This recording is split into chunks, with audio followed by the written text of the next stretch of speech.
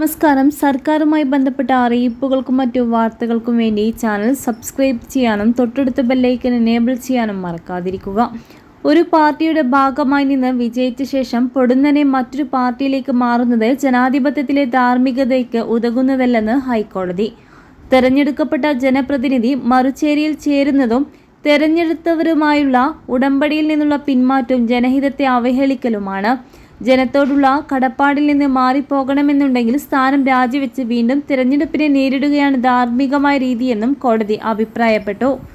കൂത്തുകുട്ടം നഗരസഭയിലെ അവിശ്വാസ പ്രമേയവുമായി ബന്ധപ്പെട്ടയാണ് സംഘർഷത്തിന്റെ പേരിലെടുത്ത പോലീസ് കേസിൽ UDF അംഗങ്ങൾ സമർപ്പിച്ച മുൻകൂർ ജാമ്യ ഹർജി പരിഗണിക്കുമ്പോഴായിരുന്നു കോടതിയുടെ നിരീക്ഷണം. ജനാധിപത്യ രീതിയിൽ തിരഞ്ഞെടുക്കപ്പെടുന്ന ഓരോ ജനപ്രതിനിധിയും ജനങ്ങളെയാണ് പ്രതിനിധീകരിക്കുന്നത്. രാജ്യത്തെ ഓരോ പൗരനെയും പ്രവർത്തികൾ ജനാധിപത്യ തത്വങ്ങളെ പ്രോത്സാഹിപ്പിക്കുന്നതാകണം. ജനങ്ങളും തെരഞ്ഞെടുക്കപ്പെടുന്നവരും തമ്മിലുള്ള ധാർമ്മിക കരാറുണ്ട്. തെരഞ്ഞെടുക്കപ്പെട്ട ഒരാൾക്ക് തന്റെ നയങ്ങളോ രാഷ്ട്രീയ ചായ്വോ മാറ്റണമെന്നുണ്ടെങ്കിൽ രാജിവെച്ച ശേഷം വീണ്ടും ജനവിധി തേടുകയാണ് ചെയ്യേണ്ടത്.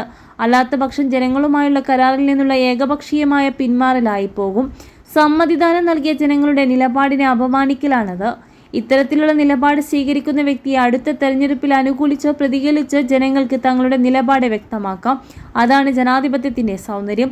അതേസമയം തന്നെ ജയിപ്പിച്ച ജനങ്ങളുടെ നിലപാടിന് വിരുദ്ധമായി ഒരു ജനപ്രതിനിധി പ്രവർത്തിച്ചാൽ അതിനോട് ജനങ്ങൾ പ്രതികരിക്കേണ്ടത് ജനാധിപത്യപരമായി അടുത്ത തെരഞ്ഞെടുപ്പിലാണ്, അല്ലാതെ ആക്രമിച്ചോ കയ്യങ്കാളിയിലൂടെയോ അല്ല എന്നും ജസ്റ്റിസ് PV കുഞ്ഞികൃഷ്ണൻ പറഞ്ഞു.